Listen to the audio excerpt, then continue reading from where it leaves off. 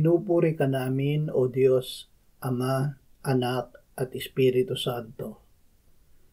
Salamat, Ama, na ipinigay mo sa amin si Jesus na iyong anak na namatay para sa aming kasalanan, iyong muling binuhay, iniakyat at iniluklok sa iyong kanan sa langit. Salamat na ibinigay mo sa amin ang iyong banal na Espiritu at sa pamamagitan niya ay ibinuhos mo ang iyong pag-ibig sa aming puso.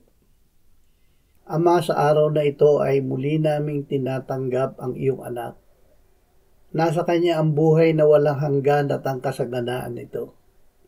Salamat sa buhay na ito na bigay mo sa amin dahil siya ay nananahan sa amin.